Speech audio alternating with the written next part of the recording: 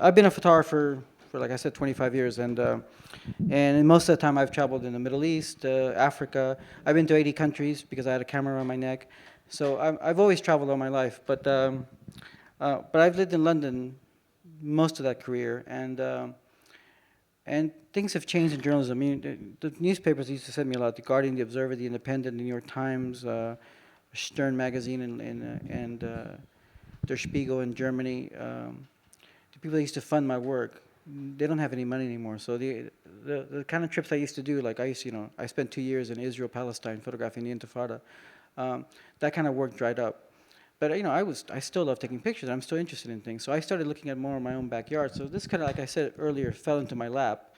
But I was very intrigued by photographing London because I think it's much harder to photograph something you're very familiar with, and because we were talking earlier that we all, including me, are obsessed with the exotic. It's very easy to for a photographer, it's very easy for me to go to Burma and go, wow, look at that. Everybody's wearing orange. It's amazing. Look, it's incredible. So I'm really excited about it. But when I'm in London, everybody's like me, dressed, not as badly dressed as I am, but they are wearing Gap clothes, clothes from Next, clothes from Topshop. Everything's very familiar to me. Streets are the same everywhere. London has a very uniform architecture from two periods: Victorian and the 1920s and 30s housing boom. So it's so familiar. So as a photographer, I was very intrigued with the idea of photographing something that was very familiar to me and seeing beyond, because for a lot of visual journalists, visual artists, the familiar is another word for boring, and how to overcome that and look at it a new way. So, because a lot of these scenes I still pass by every day. I'm always amazed. Oh yeah, I was here 2 years ago. I photographed a murder here, and it's so familiar to me now. And I also got to know London very well. Because think about it, most of us make journeys from our home to where we work and back. We don't really navigate too much. I mean, people in Hackney, they don't go have a meal in Southall. People in Southall don't go have a meal in Brick Lane. We just don't really know the rest of London. So I got to know London very well, and I was very happy to photograph what was very close to me. So yeah. Excellent. Are there any more questions for Antonio? Yeah, please shout them out. You seem to have followed the stories post the photography, given that you did it relatively soon afterwards. How much did you make that effort to follow and find out what really happened? After I went to every place, I would start just follow the court. I had took a subscription to a thing called Court News UK. It's a website of court reporters who cover literally every case in Britain. So if somebody stole a handbag from somebody in Knightsbridge, I could go to Court News UK and follow the case, literally. So I got a subscription to this website, and I followed the case. Like I said, most of them were solved within a day or two. I just would read about what happened and stuff. So I got to know the case very well, and all the protagonists, the victim's family, the people, the perpetrator, the reasons why behind it, and usually the very incredible relationship between the victim and the perpetrator, which is always, rarely there was, like I said, 99% of the time the people who were killed knew the people that killed them. So it was very interesting. So I followed it as much as I could, but like I said, when I had to write captions, because I have a limited amount of space in my thing, I tried to even though I knew lots of the reasons behind the murder or what had happened, I tried to divorce myself, and I just tried to tell you the facts. I didn't want to make value judgments of people's how their lives had ended. So when you look at my book and you read the captions, you don't really, like I said, I don't really tell you everything I know about the case. So yeah, go ahead. Was there any correlation between people who had been involved in a domestic violence situation and the amount of flowers on it? So just for the camera, that's the question is, how did I guess you call them tributes, vary depending on the cause, type of murder, domestic, gang-related, other? Well, it's funny. The people that tended to really memorialize the scenes were teenagers. Teenagers really were affected by the death of their friends. So if a teenager, for whatever reason, got killed, their friends would really mourn him, put flowers out. The older a person got, the less likely there was a thing. And also, of course, there was about 35 Eastern European immigrants who were murdered. There was almost no memorial. The first murder I photographed, the one next to my house, was a woman. She was killed by her boyfriend. They were both from Czechoslovakia. So when they were immigrants, and when they died, their families were far away. So their bodies were repatriated, and so so a lot of people, this is a city of immigrants, and if you happen to be a first generation immigrant and something happens to you, the likelihood there's nobody going to be there to, you know, you know, to help you, like this case of the woman who was murdered from Czechoslovakia. When I was researching it, I found out the Czech embassy in London had to do all the, claim her body, identify it, send pictures to her family. Their family was too poor to come to London, so so they sorted everything out and they sent the body back. So she's buried somewhere in Czechoslovakia. So so there's almost no trace that she'd ever been here. So there was a question I wanted to ask because I've got a personal connection to some of these, actually, bizarrely, in the same way you found a connection to the previous film we had. One of these is outside of my house, like really? about 50 meters outside of my house in Loughborough Junction. Oh, right, yeah. There was another teen killing a teen. Yeah. And what I wanted to ask you is what was you said you normally left a couple of days, but what was the longest time you left before going to see the site of a murder? And what was the longest you've seen some tributes there? Because the particular one that's by my house, I'll go home tonight and there'll be fresh flowers there. Well, funny enough, the taxi driver looking at the memorial, those flowers, people kept refreshing them for almost 2 years. And I happened to be in Croydon last year, summer of 2014, almost 3 years after it happened, and there was still somebody laying flowers there.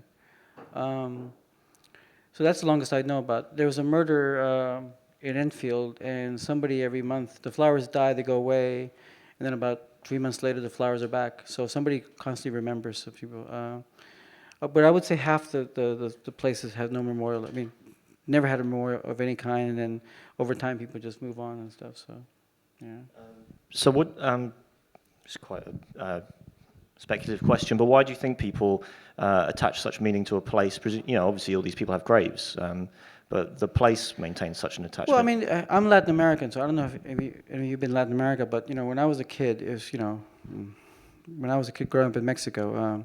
The roads where I lived in Baja California, the roads were notoriously bad and badly maintained. And in Mexico, you don't need a driver's license. You don't need to pass a test to get a driver's license. You need to pay somebody. So it's not really changed much since then. But so Mexicans were notoriously bad drivers, and including members of my own family.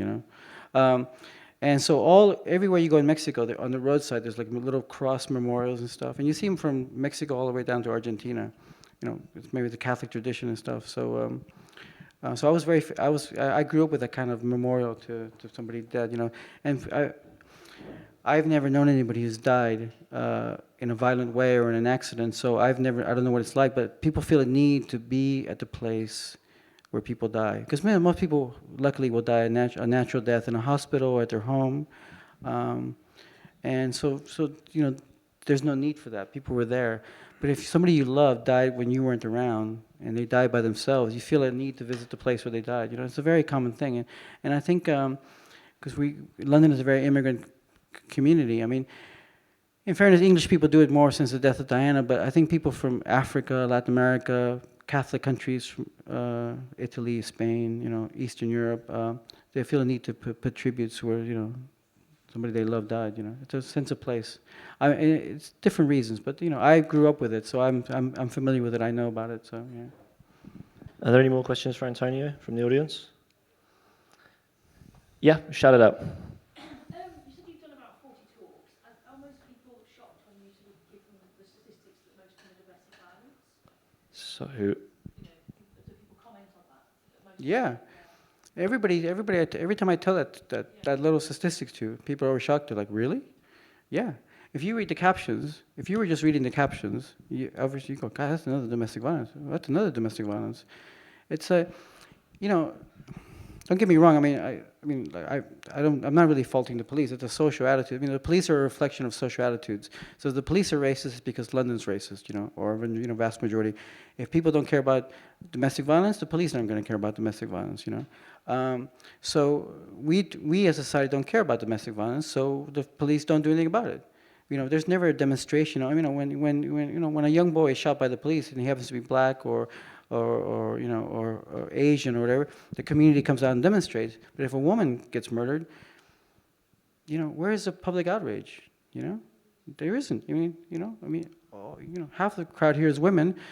They probably, I guarantee next week that a woman will be murdered in London. How many of you are going to be outraged? Because the police aren't going to do anything about it. They're going to arrest the guy and say, oh, the guy was a bad guy, that's it, There's no but I guarantee you that domestic violence, the police were called to that house at least once, if not 5 or 10 times, okay?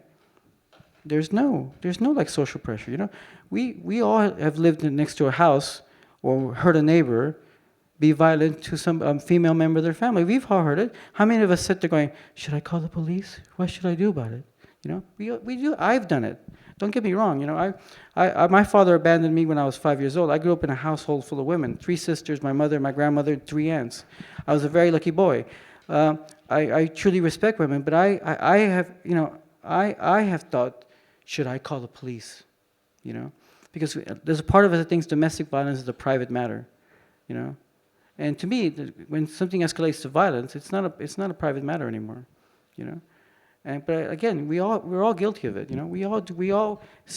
We've seen a man be abusive to his wife or partner or girlfriend, or even to his mother or sister in the street. How many of us have stopped and said, "Hey, stop that! Don't do that," Believe me, you never see women do. Okay, you might see an argument between 2 couples and the girlfriend's yelling at them. Okay, that's different. I'm talking about real physical abuse. It's always a man against a woman. And most of us, we ignore it or don't pay attention to it, or we don't take it seriously enough, And that's why it happens, I guarantee you that if the police took every domestic violence scene seriously, like the first time they were called out, and took it much more seriously, it wouldn't escalate to a murder, okay? So, but again, it needs for all of you out there to be pissed off about it, mad. And until that happens, it's not going to change. I have a friend who's a police officer, and she's a social worker in the police department, and her job is to do domestic violence. She covers the whole of metropolitan London, and her unit is about 25 people for the whole of London. She has no time. She spends 90% of her time doing paperwork, trying to get people to visit the family, social workers and stuff. And of course, social workers are they're overworked and they don't have enough time. And they deal with more than just domestic violence. They deal with child abuse and other things. So it's just we don't spend any money on it. We don't. I think somebody told me the other day. I'm a cyclist. We spend more on cycling lanes than on domestic violence. And I think there should be cycling lanes. Because I don't want people killed in the street, run over by lorries. But it just gives you an example how low priority it is. So if you guys all cared about it, it would change. So. Yep, fire away. Final point. Well, me and my sister, we did actually see a woman getting abused in the street one night. We went out there, and then the man actually started abusing me and my sister. So, but anyway, just going back to the point, I was just really shocked again at that statistic. And I just think people don't do anything because they just simply don't know.